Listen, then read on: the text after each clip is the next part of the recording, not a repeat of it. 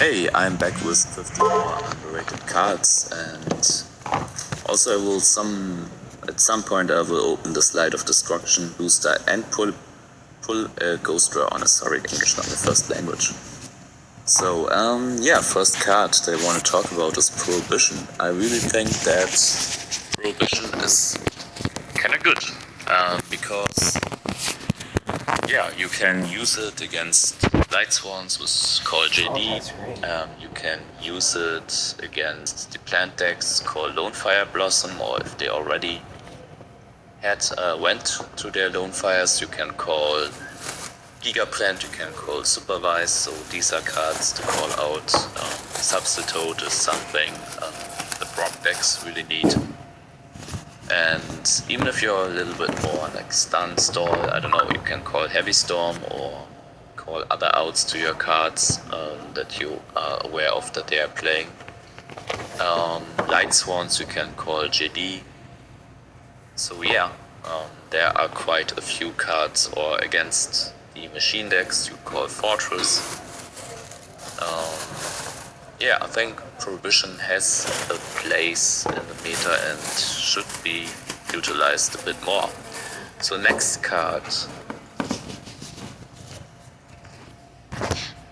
Instant Fusion.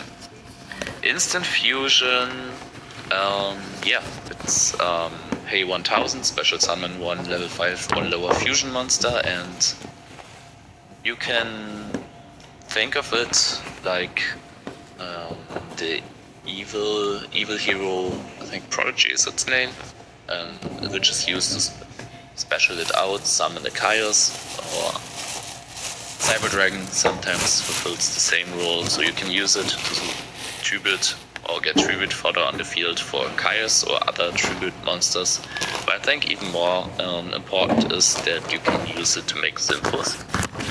With a Plague Spreader, for example, you can make a level 7, blow up their field. You can also make a level 6 Fusion Summon at level 4.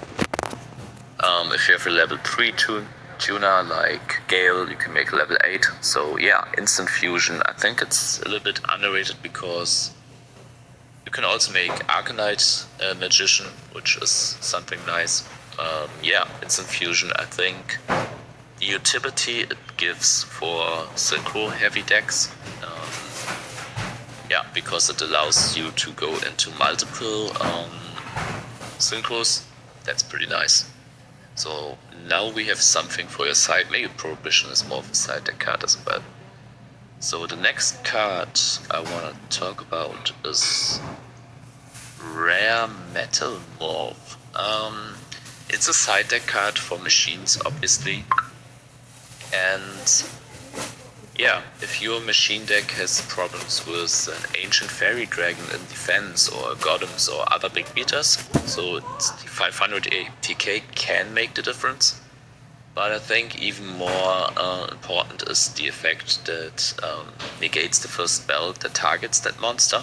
So you can chain it to something like Brain Control. Against frogs you can chain it against enemy controller, against soul release if they are playing frog monarchs, against plants you can use it against Mark of the Rose. So yeah, there are some applications. It's a bit niche. Really have to have a look which cards your opponent is playing, like Smashing Ground for example. It's not targeting, so that's always a problem.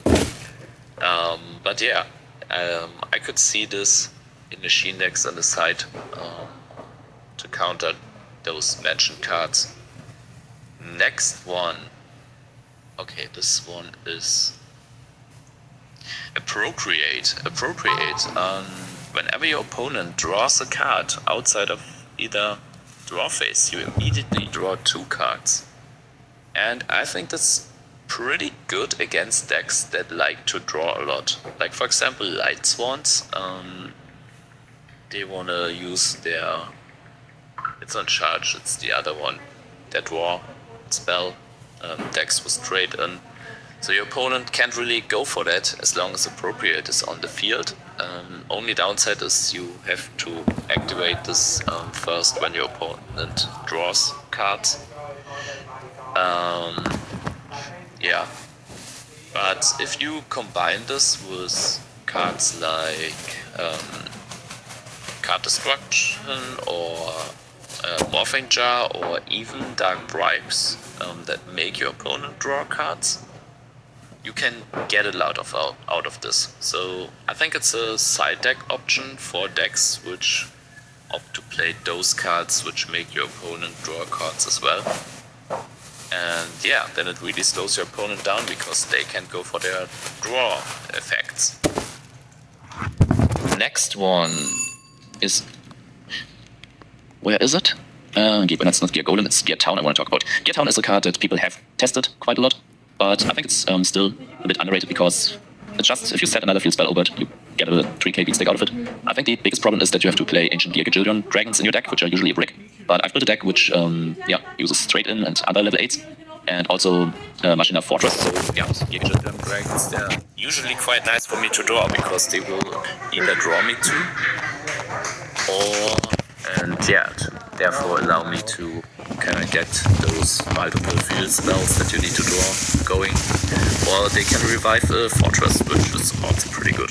So yeah, Gear Town, I think this card still, even though people have messed around with it, I think there's still, not the full potential was discovered yet. Next card, at first it reads to be kinda bad, but Give and Take is a really, really interesting card. It doesn't go into every deck though. You have to have something special for it.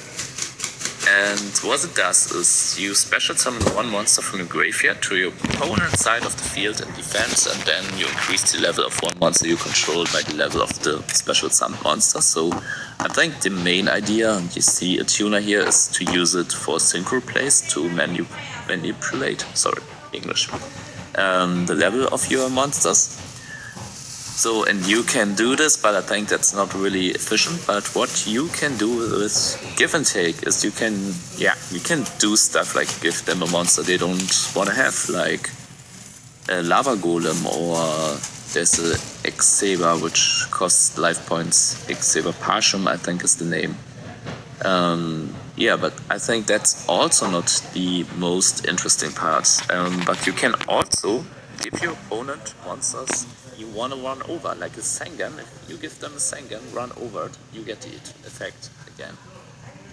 And I think the most interesting card to give to your opponent obviously is Sasuke Samurai 3, number 3, which if you attack it with something weak, you can draw up to 7 cards. And if you combine this with maybe Battle Fader or something, I think there is a lot Give and Take can do. Also, you can combine it with Calculator.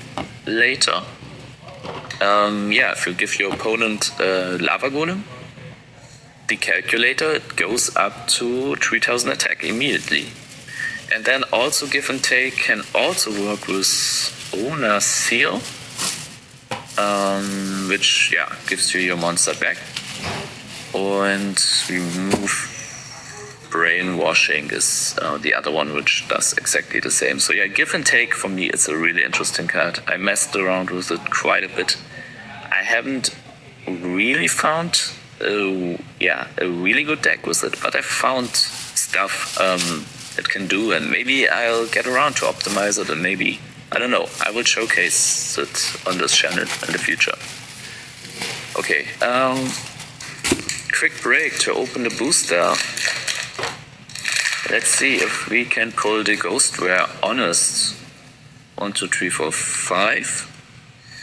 And we draw nothing. Okay. That's playable. No. Nope. And okay. Okay, that's nice. That's a super rare. And I have a deck with this. A Jank deck. No, I mean it's not a meta deck, but I believe this deck to be quite good. I call it Arcanite Turbo, and for me it's kinda as good as Valley Dead.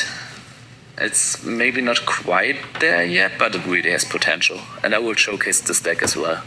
And so I'm glad I drew a card for this deck. Maybe I'll build it on paper someday. Okay, let's go on. The next card I want to talk about is Machine Duplication. Yeah, Machine Duplication, in the best case, it's just a straight 1+, or it's just a straight +1. Lose a lot of tempo because you get 2 more monsters on the field. Only downside is they are small machine monsters, but if you use this with Cyber Valley, where is it? Or the release date, Cyber. Yeah. With Cyber Valley, maybe in a quick draw deck. Yeah, if you have a 1/1, and yeah, 3-card combo, 1/1, Dandelion and Machine Duplication, it's insane. If you draw these 3 cards, which is not too hard, if you play 3 machine dupes, Sangan can search the other one, yeah, and then the 1/1, it's a bit luck based, but maybe you have some other way to get the Dandelion into grave and you have 1 Cyber Valley instead of the 1/1. But yeah, if you 1/1, pitch the Dandelion, get a Cyber Valley and then Machine Duplicate it. So with 3 Cyber Valleys, you can instantly draw 4 cards and you still have a Cyber Valley left on field. Yeah, I think there are some stupid things you can do with Machine Duplication. The only problem is I wouldn't recommend playing Machine Duplication with only 1 target. Yeah, so you need to find another one, but Machina Peacekeeper is a good target for this. And if you combine it with Pot of Avarice, you can also shuffle them back, so you always have access to 2 from the deck. So yeah, Machine Duplication, I think, is a really good card, and if somebody finds a way to draw out its potential, it will be really, really good. Next card is Doomsday Horror. And if we think about how good Burial from a different dimension is, yeah, this one is Burial from a different dimension, but for dark monsters only. But most of the times, not you're playing around with dark monsters anyway. So yeah, Doomsday Horror is another Burial, and you can use it to, I don't know, get your Biospec to grave or other stuff. So reusing your banished darks and malicious is another case. Yeah, I think there's merit to it, and I think the only problem is you have to give up your normal summon, and it has to be destroyed. If it's banished or removed some other way, then it won't trigger. But other than that, Burial, Broken Card, Doomsday Horror is the same for Dark. And next card. Now we're getting a bit crazy, because we are going to talk about Tualatin. And Tualatin has the effect, if your opponent destroys all your monsters in their battle phase, at least 2, you can special summon it. Then you choose an attribute, and yeah, you destroy all face-up monsters with that attribute, and your opponent cannot normal or special summon monsters with this attribute. So yeah, it's pretty good if you can easily get 2 or more monsters on the field, and you kind of have to hedge your eggs that your opponent will destroy them by battle. So yeah, it's not that easy to get it. But if you have a deck which swarms the field, and it swarms it with little monsters, yeah, I think that's a really, really strong floodgate. Yeah, can use it against all the dark decks, all the light decks. You can use it against frogs, so other water decks. Against some machine decks which don't play the Chaos, the Hansa Raikou Chaos engine, you can call Earth. So yeah, Tuor Latin. I don't know if you pronounce it like this. Tuor Latin? I don't know. I think it's a really interesting card. So moving on. Next card I want to talk about is Obelisk. And I know this card is a bit of a meme, but it can't be destroyed or it can't be targeted.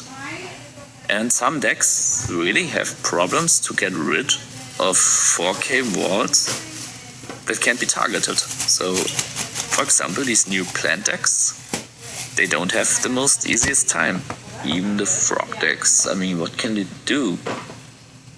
Yeah, I mean, they can try to make Black Rose Dragon, but if you can negate their out, if you combine this with Starlight Road, yeah, I think Obelisk is really hard to remove. You can't brain control it either.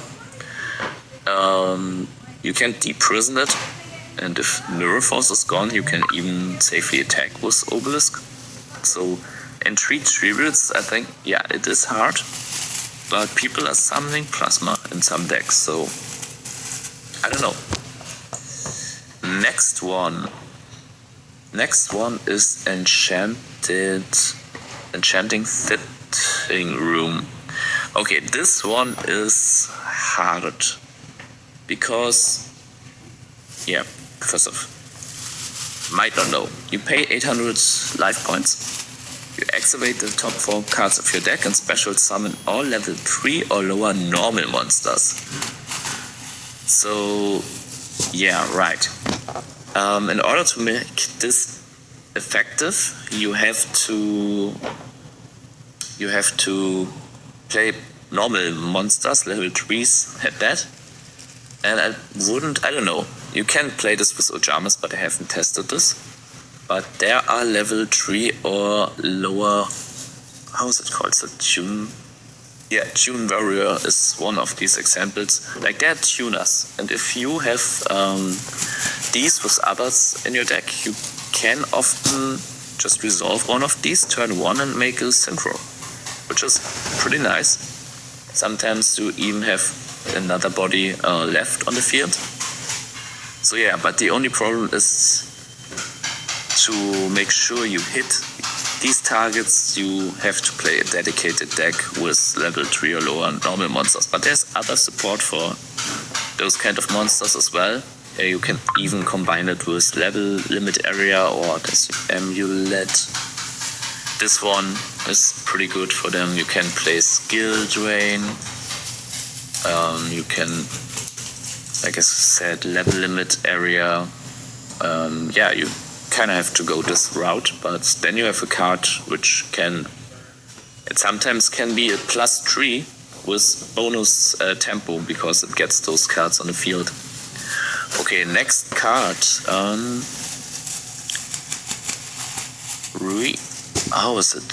How do you write this? Recurring? Okay. Yeah, spelling in English not easy for a person who isn't native from English-speaking countries. A recurring nightmare, yeah, +1. And I talked about Phantom of Chaos being, in my opinion, underrated, and it's a fiend, 0 defense. Grave Skirmisher, where is it? How do you write it? This one. You can use this one. This one functions under skill drain, which is really interesting. Yeah, there are others. Battle Fader, but Battle Fader usually gets banished after you use it. But there are quite a few fiends with 0 defense. This one is a +1. And I think there's potential here. Next, okay, the last 3 cards. First off, I have another tech card, which is Enemy Controller. enemy controller was the staple in early Duel Links. I think I stopped playing Duel Links after like 1 year when Synchros were coming out. But until then, enemy controller was really, really good. And I think even though there were reasons why it was better in Duel Links than in a regular Yu-Gi-Oh! For example, Duel Links only having 4k life points, so you can attack, then you tribute your monster, steal your opponent's monster and attack for game because the life points were lower. Yeah, but I think with people playing Horn of Heaven in some decks, which requires to tribute one monster as well, but has a really good effect, enemy controller kinda does the same. Like it's a brain control, which is spell speed 1 on a, you can even use it in your opponent's phase, which can have some merit. You can use it in the battle phase, like attack. Then you attack over the smaller monster, then you tribute the monster that attacked, steal their big monster, attack with, maybe you have 2 monsters, attack with the other, and then attack with the big monster. And maybe you can push for game like this. And it has some flexibility with the other effect as well. If your opponent, for example, has a Vanity's Fiend and you can't really get over it, you can put it to defense and run over it. So yeah, enemy controller, flexible card. Decks that can afford to play Horn of Heaven should think about enemy controller as well, in my opinion. Okay, next card for side deck is the Cursed Seal of the Forbidden Spell. And yeah, this one is really specific because first off, you need to discard a spell, which not many decks can do, but if your deck can do this, Cursed Seal of the Forbidden Spell can be really good against some decks. Dragon Turbo, if you forgot the name, how was their card, their quick blow, super rejuvenation, something like this. So if you lock them out of it, because if you negate it once, your opponent cannot activate spells with the name for the rest of the duel, so they are locked out of it forever. Or not forever, but for the duel. So yeah, that's kinda game breaking in these matchups. And if you lock your planned opponent out of Supervise, really good as well. And yeah, Frogs, all these decks, you might want to use it on, how's it called? The one that allows you to get 2 waters out of the graveyard. I forgot the name, something. Yeah, doesn't matter. You can use it some decks with 3 Pot of Avarices. You can use it against that. So yeah, some decks, they rely more or less on spell cards and play 3 of them. And I think against those decks, this can be a really nasty card. So last card. This one needs an own deck.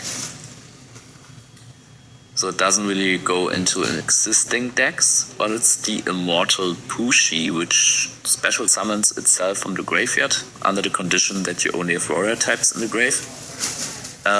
So yeah, I think with 1 to 80k, it's a bit weak, but if you combine it with Solidarity, because at this point you're only playing warriors anyway, so you can special summon a 2k beat stick every turn, then maybe lock them out even further with other cards like Skill Brain or stuff like this. I think this can be really annoying to face. If your opponent gets a free 2k beat stick every turn, yeah, most decks wouldn't be too happy about this. So I think there's potential, but you kind of have to play it in a stun deck, I would assume. I think that's the only way to make it work. And I have a stun deck, warriors, and it's okay. And I think there's room to improve. It's not optimized. So yeah, those were my last 15 cards I want to talk about. Next video I will showcase a deck. I'm not quite sure which one. Maybe I'll showcase something with Give and Take. Maybe I showcase the Arcanite Turbo. Maybe I showcase the deck that summons the Destiny and Dragoon and Absolute Zero with Fusion Recovery, and also I have a deck with Gear Tone as well, which I really like. I built it on paper as well. My first Edison paper deck. So maybe I'll showcase that. Until then, let me know in the comments which cards do you think are still underrated, underexplored, could spawn new decks, should people consider for their side deck, or are just good tech cards. I would love if somebody would tell me their favorite unexplored cards in the comments, and I would make a small section at the beginning of the next video where I'll showcase your best ideas. So if you're interested in that, let me know, and also subscribe. I'm a new channel, and I plan to release one video every week, and it would mean the world to me if you could subscribe, maybe like the video, help me out a little bit with the algorithm, and then see you on the next vid. Bye.